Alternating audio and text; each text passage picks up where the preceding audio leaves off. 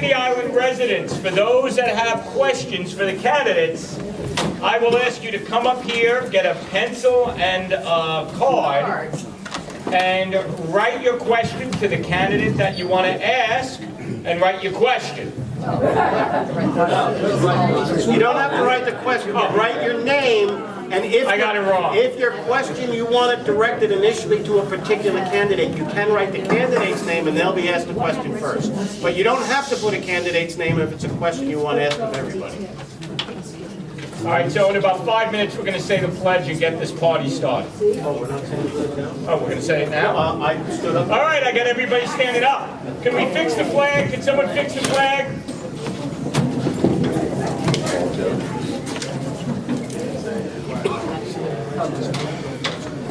All hats off.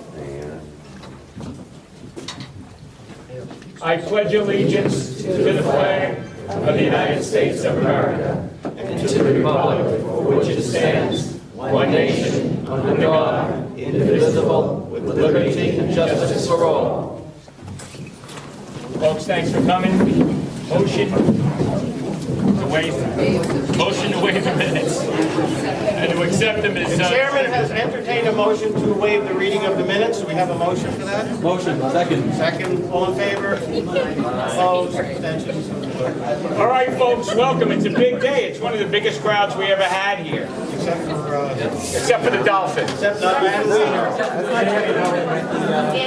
A quick note to the City Island, get a nice piece of business because we have a lot of City Islanders here.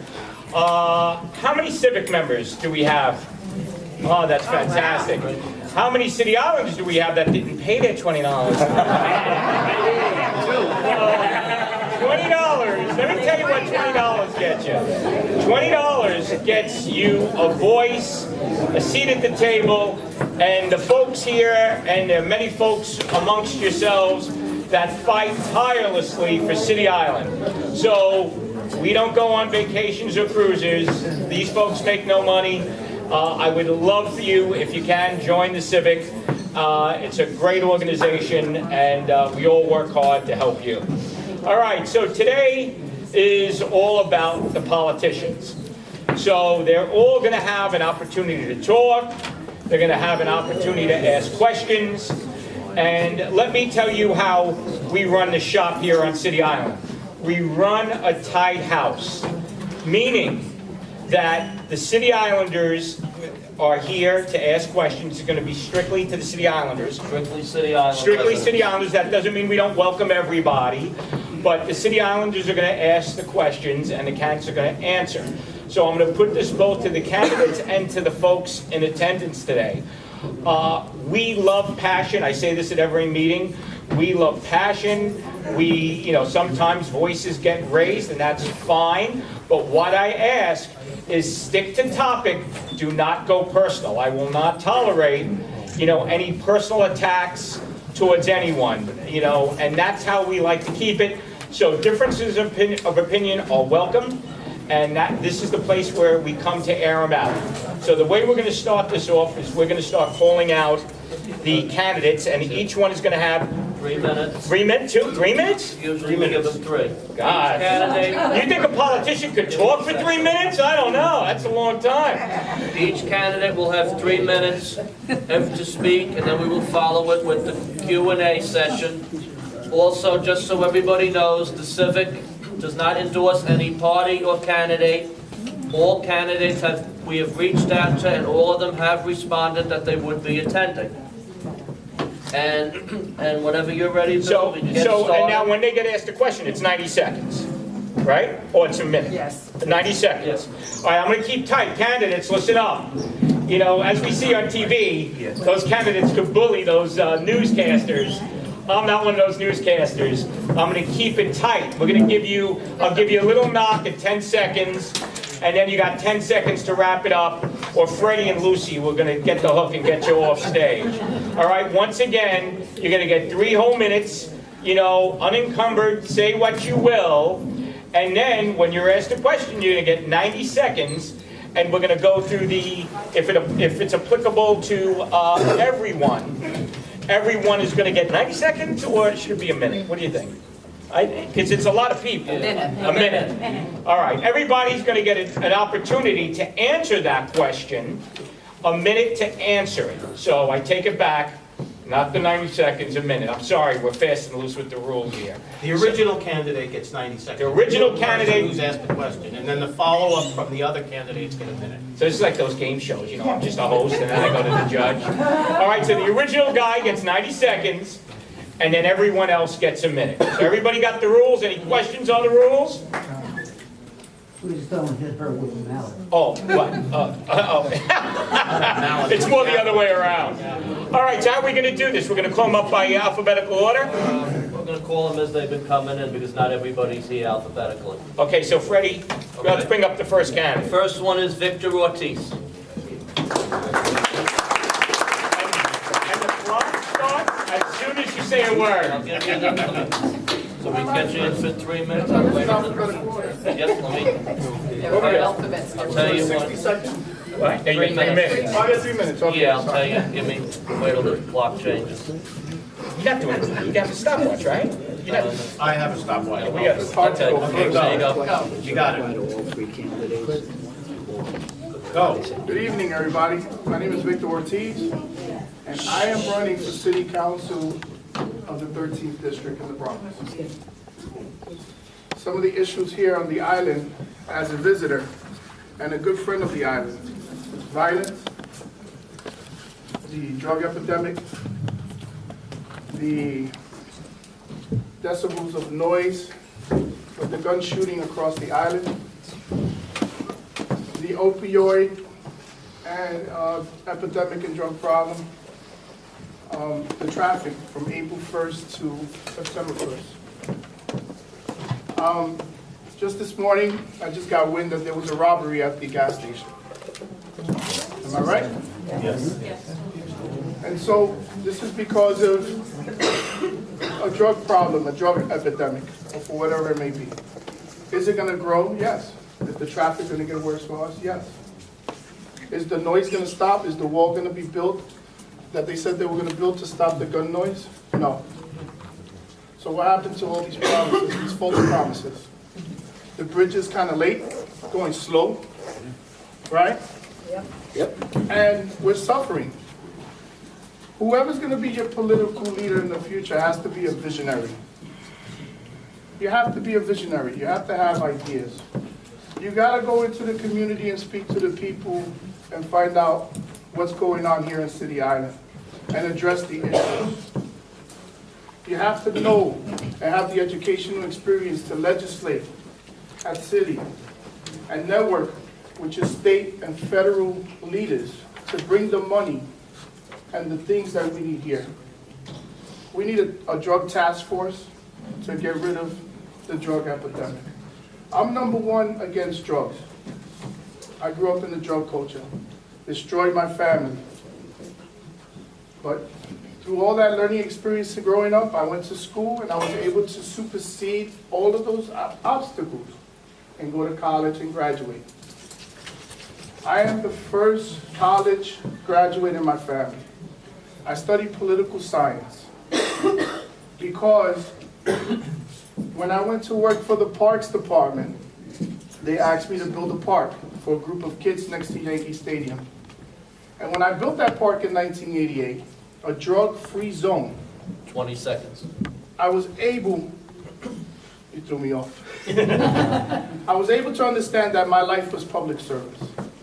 I'm gonna be your next city councilman that fights for the noise decibels across the island. I'm gonna be the city councilman that's gonna bring an HOV lane, and I'm gonna be the city council person that understands this All right, now we're gonna community see how you get and those all the rules. other communities. Thank you. Okay. Please Very understand good. on the. It's hard to go You did pretty good. You did pretty good. Thank you. The first question is from Jay. Wait, Fred. No. No, we always. No, they don't give up to me. These guys are lucky. I get to go first at that, right? I think everybody speaks first. All right. So what happens? I'm just going by past procedure, Bill. Yeah, I'm kidding. I'm kidding. All right. Fred just Thank kicked you. me. Good. Next one, Bill? The next one is Assemblyman Mark Jonai.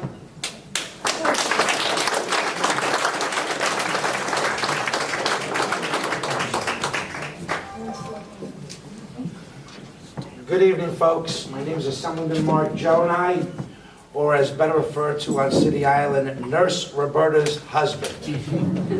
A title which I'm proud of. Both, that is. I'm so happy to be here tonight, not only to meet and to hear from you and hopefully address any questions that you have to settle in your mind who the better candidate is. For the last 4 years, I represented over 125,000 residents, from Marshall Parkway to Alton Avenue to Pelham Parkway and Norris Park. I went into public service to make a difference. I took a pay cut to go into public service to make a difference. And with the support of my wife and 2 boys and extended family, they've been incredibly supportive of this endeavor. Knowing that we all believe that we should be giving back. Knowing that someday in our final hours, we're going to ask ourselves one question: am I leaving this place better than I found it? And what did I do to make it better? I offer more experience, the resources to make a difference for this community. City Island should be excited. I will be fighting for every man, woman, and child that calls City Island their home. I called City Island my home for 14 years. Both of my boys were born here. They're both clam diggers. I'm a mussel sucker. Got that one right. And it was the best 14 years of my life. I'm looking forward to moving back onto the island. The only reason I moved off is because I got elected into the assembly. My parents and my wife and boys have not forgiven me for moving off the island. In the city council, I'm going to be able to make a big difference. Not only will I be a voice for you and fight for you, but I'll deliver for you. This is an important seat, and the excitement about this seat is that for the first time you're going to have a state senator, Jeff Klein, who is a true partner for me, alongside of Assemblyman Michael Benedetto, who I serve with and I call a colleague and a friend, and your city councilman, soon to be Mark Jonai, we hope, that will be able to channel our limited resources to make sure that we make a difference collectively. We're going to combine our limited resources to make sure that we address your issues. Your issues are important to me, as well as the other elected officials. We want to make sure that we do right by you. So on September 12th, please vote for Nurse Roberta's husband, or Mark Jonai, the name that you can't pronounce, because that will lead to a better quality of life, a better future for you, a safer community for you, your family, and your neighbors. God bless you, and thank you for having me. There's 5 seconds to spare on that. All right, Fred? The next one is John Doyle.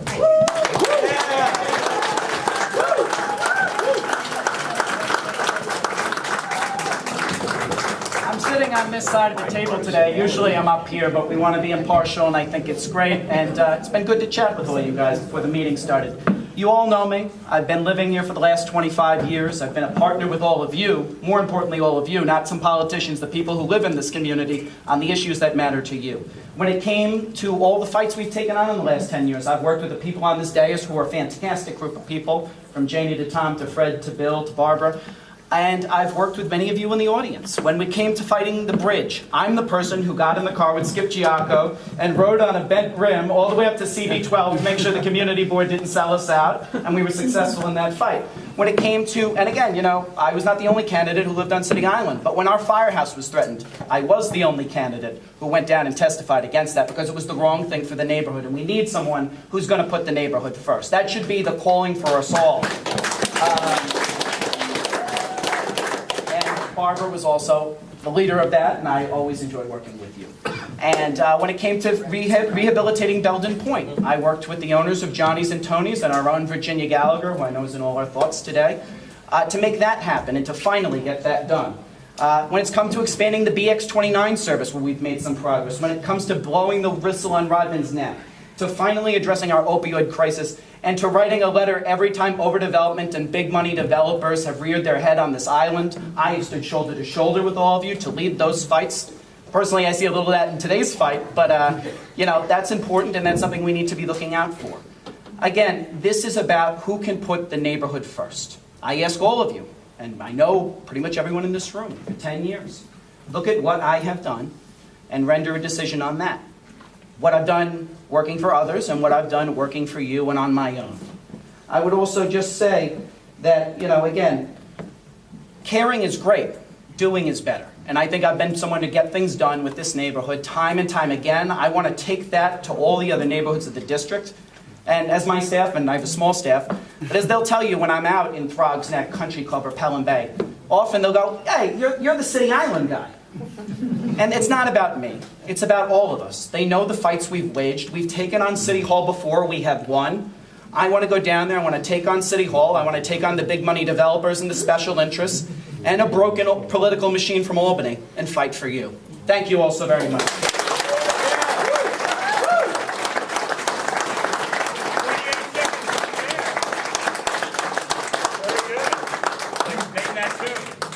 Frederick? Okay, is Alex Gomez here? Yes. Come on up.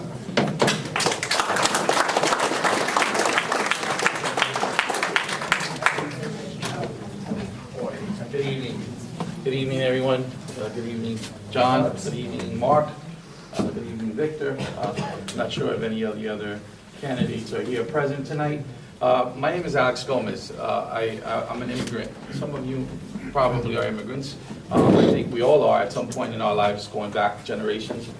I grew up in the South Bronx, a mother who raised 3 children on her own. I myself have 4 kids, and for the last 10 years, I've been part of the community over on Throgs Neck, and I've seen the need for some changes, not only in Throgs Neck, but throughout the district. And I feel that it's important that whoever has this position has to be part of the social fabric of the community.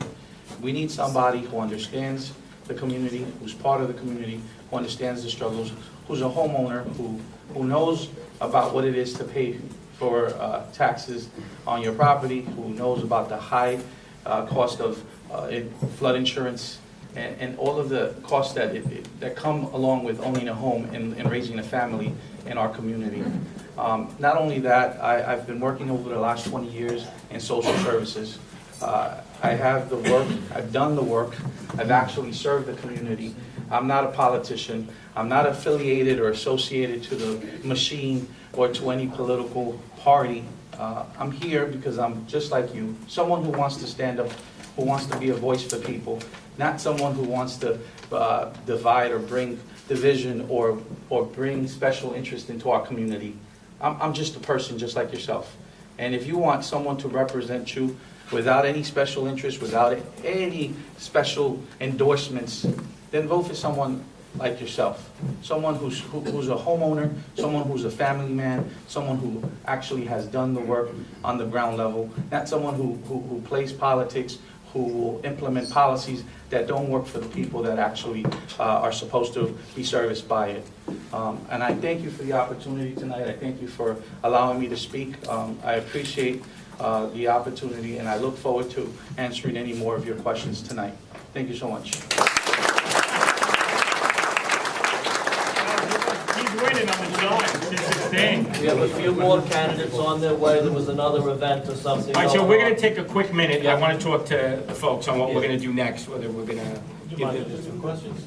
we'll start questions. We can But start will they questions, yeah. Oh, wait, we just give us the... Yeah. Okay, all right, right. Okay, let's start with the questions. Okay.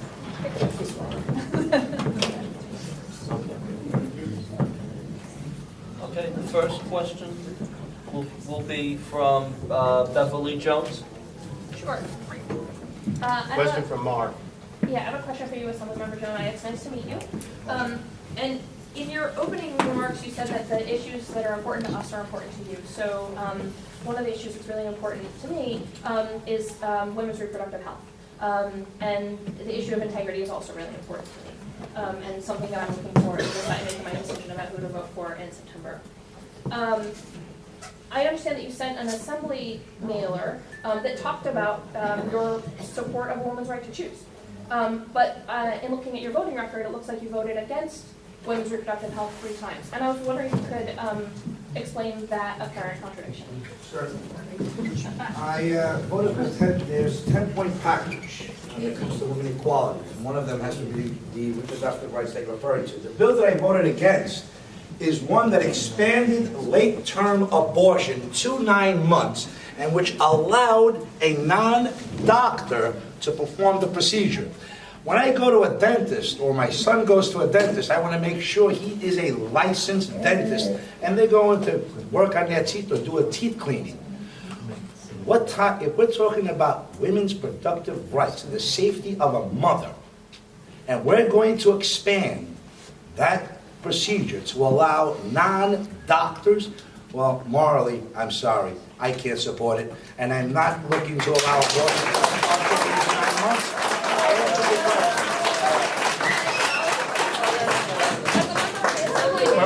Did you try to amend that bill?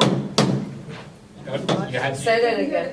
Wait. No, now you can. As a member of the assembly, did you, Fred. did you try Well, to? hold on, hold on a second. We're not Well, let doing her follow-up. finish. We're not We doing want to follow-up. hear the We're not doing follow-up questions. Every other candidate now gets an opportunity, a minute to respond. Well, let me hear the answer, then.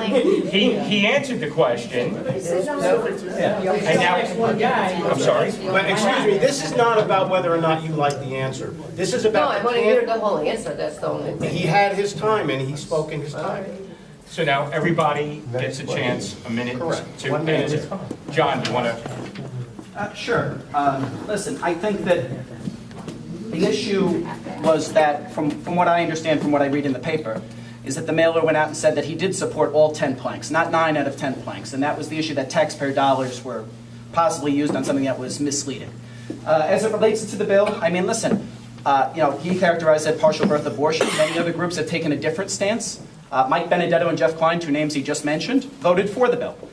And, again, I'm not a doctor, I'm not a lawyer, you depend on those with expert opinions, but there seems to be a great amount of dispute as to at what point the viability would come in there. Finally, I would just mention to you that there was another bill, or another sponsor, just to affirm Roe v. Wade, and I believe he did vote against that as well. Next candidate? Next candidate. Yeah, you want to go to that question? Any other candidate? Well, The question, I think, was to him, based on his legislative. Speak up. The question was abusive to him about his legislative record and what he voted and how he felt it was the justification Okay. for the vote. Am I correct? Yes, So there were 3 votes. Well, I'm disappointed that he did vote against it. I think that this should be a non-issue at this point. We're in 2017. If we're still discussing this in New York City, it's an issue, and it shouldn't be happening, period. Thank you.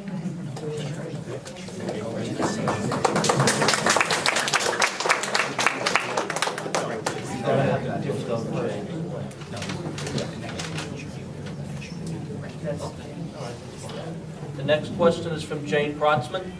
And this is going to be directed at all the candidates? I don't, it's up there. It's up there, the question is up there. You want to read it? Yeah. Somebody can read it. Yeah, I'll take it.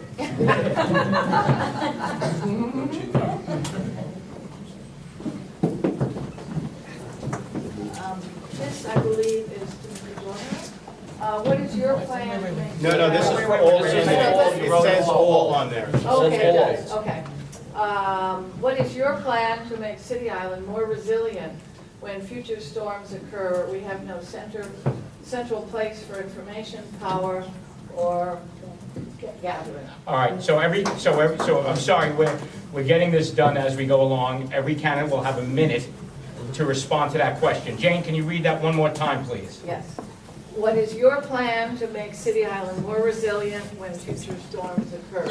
And particularly a facility for us to meet, to get our cell phones charged, and anything that goes along with that. Okay, so we'll take the last one first, and then we'll go in reverse order. So, young man, you're up. Well, I think that not only an emergency evacuation plan for City Island, but we should also prevent or create preventive measures so that damages will be reduced. There's no guarantee that it'll be 100%, but there should be things put in place now. Let's not wait until another storm happens. Let's not wait until another Sandy or any other type of storm, because the weather has been very crazy. It's almost like 60 degrees outside. It's the end of July.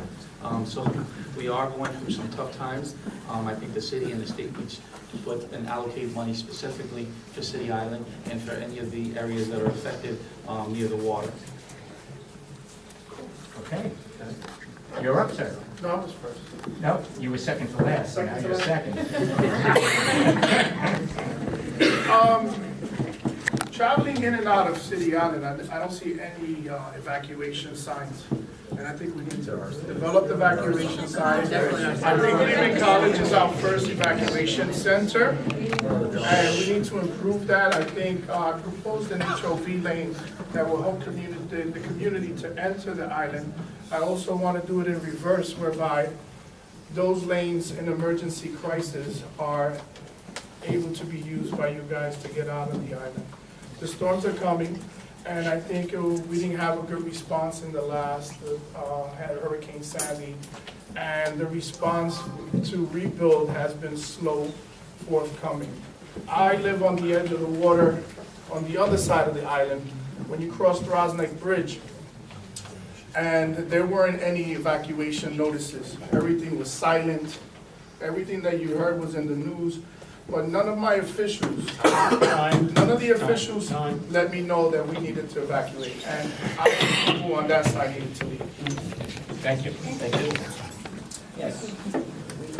Jane, great question. You and I have had many conversations about this because we both served on the Governor's New York Rising Committee together. And Jane, for anyone who doesn't know, went to about a dozen meetings that were public and 24 that were private and led a lot of great insight. So thank you for all the work you did on that, because that's what we need to do, recognize the people who keep the neighborhoods moving.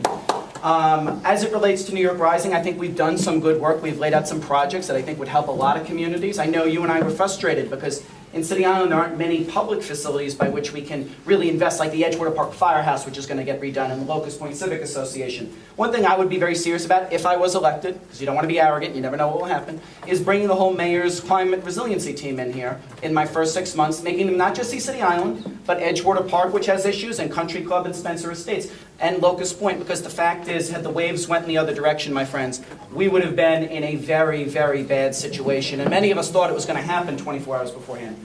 Climate change is real, and it's here.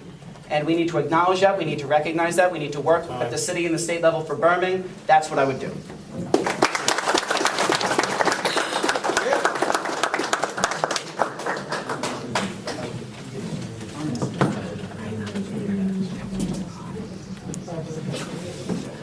Jane, that was a great question, Jane. One of the first things I've done is send out a survey to every resident to hear more about their needs. What I was surprised to find out, besides what we always knew is at the top, safety and education, 1 out of every 3 homes is not prepared for the next superstorm. That was alarming. In City Hall, I'll be making sure that we have think tanks that specialize in the needs of communities. So get us ready for the next Superstorm Sandy. We know that climate control is an issue.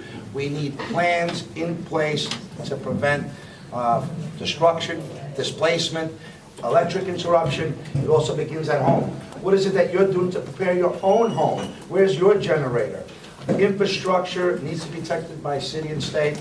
Obviously, your home and your personal belongings, which many have overlooked. Your flood insurance doesn't cover it. It's property insurance. We were very lucky for many of the island residents during the last storm. I'm not sure we're going to be ready for the next one, but I'll be making sure there's a think tank that's ready for a plan for this area and the entire 13 council district. Our folks now, we have John Serini, and he's in his office, named after him right now, so we'll wait on him for a second to answer that question. John, you ready? He has to do his intro anyway. Yes. Well, we're going to let him answer the question, and then we're going to give him his 3 minutes. Nobody knows where you went, don't worry. Okay. You got it.